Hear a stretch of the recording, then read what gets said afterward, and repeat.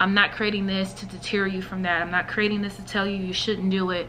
I'm simply going to let you know what I wish I would have known or been prepared for when I went to the shelter. Hey you guys, welcome back to my channel.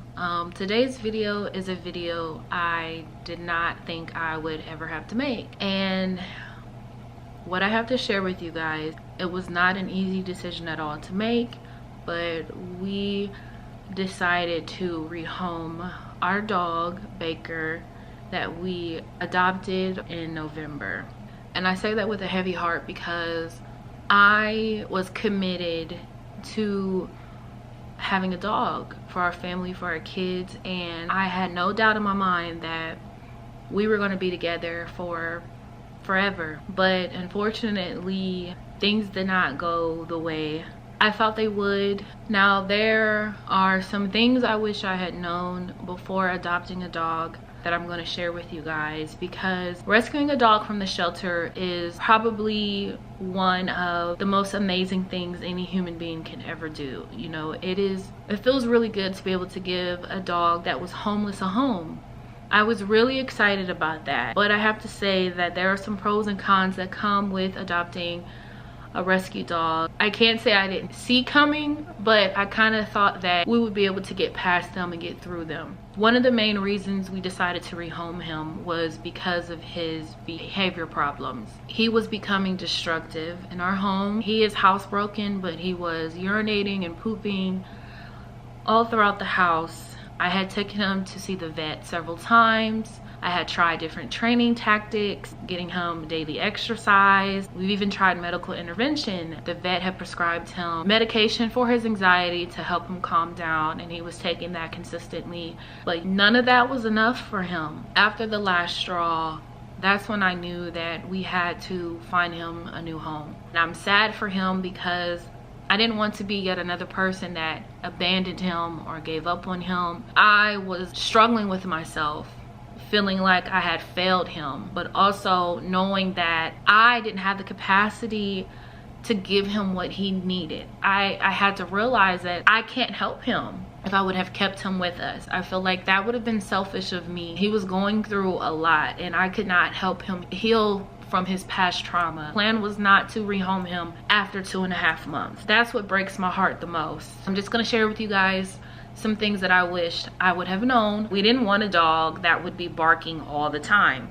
We really wanted to find a dog that would be calm and not seem aggressive. So as we were walking through the rows and rows of dogs, we were trying to find a dog that was calm and cool and kept to himself and wasn't triggered by the other dogs that were barking. I said that to say that a barking dog does not mean that they're aggressive. So don't be intimidated by all the dogs that are barking at you, because a lot of times the happiest dogs in the shelter are the ones that are yap, yap, yap, yap, yapping all in your face. It doesn't mean that they're trying to attack you or anything like that. So I wish someone would have told me that. That way I wasn't so busy picking out dogs that were quiet. All of the quiet dogs that we wanted to meet with, except for Baker, they had a long history of health problems. They came in bruised or beaten or injured. Baker was the only one that seemed like he had a clean bill of health, but he was shy. He was kind of nervous. So when we decided to meet Baker, that was the only dog that we met with. And that goes into point number 2. Connection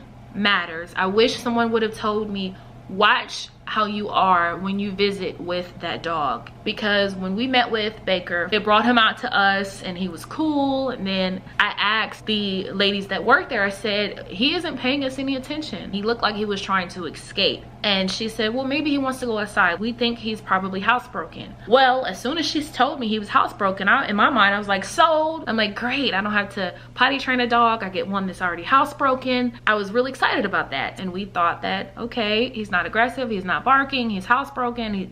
If he's gentle with the boys and the boys aren't afraid of him, then we're bringing him home. But Baker was not interested in us. When the workers came by to check on us, he was more excited to see them than he was us. And then I would look over to the other areas and I would see other people meeting with dogs, and the dogs are all in their face, licking them, jumping them. And I would look at him and I'm like, why isn't he doing that with us? And they kept asking me, you sure? Do you want to see any other dogs? Do you want to see any other dogs? But at that moment, I kept saying no, because I was already sold on the fact that he was housebroken.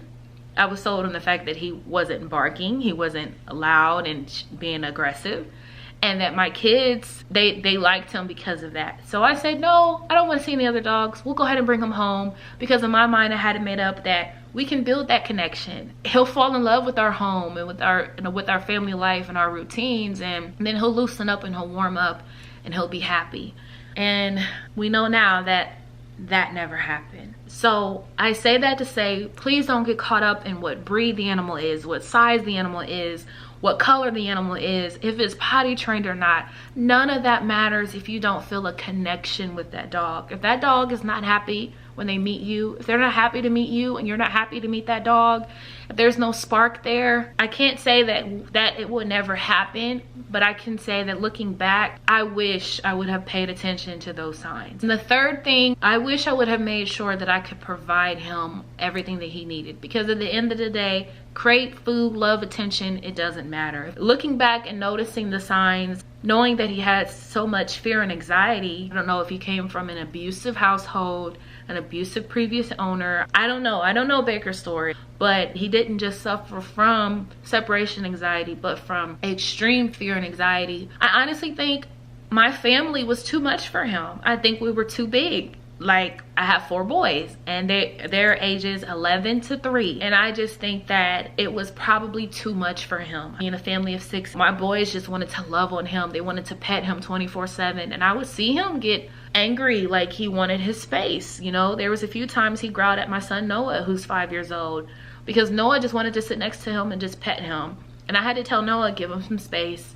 He needs to breathe. You can't be up under him a lot. And that was hard for a 5-year-old to comprehend. He's like, we just have this brand new dog. You know, I just want to love on him. And Baker was feeling overwhelmed. I think he was feeling overwhelmed by us. So I just say all that to say that make sure that you have the capacity to give your rescue animal what they need. Not just physically, but emotionally too, because you don't know their background, you don't know their story, you don't know their trauma. So you have to prepare yourself for them to struggle to get comfortable with you and around you, and know that if it doesn't work out, it's okay. It's okay. It's gonna be okay. So I hope that this video was helpful in some way. I hope that by sharing our story, that it'll help you. Maybe if you own a dog that you adopted from the shelter and you're struggling with your pet, or if you're thinking about adopting a pet and you're wondering if you should. This video, once again, is not to tell you what you should or should not do. I'm just simply sharing my experience and what I wish someone would have told me, so that I wouldn't be on such a high of we're getting a dog, and I would be able to be honest and real about what that means and what that really looks like. So if you enjoyed this, please give it a big thumbs up, and I will see you guys in my next video. Bye.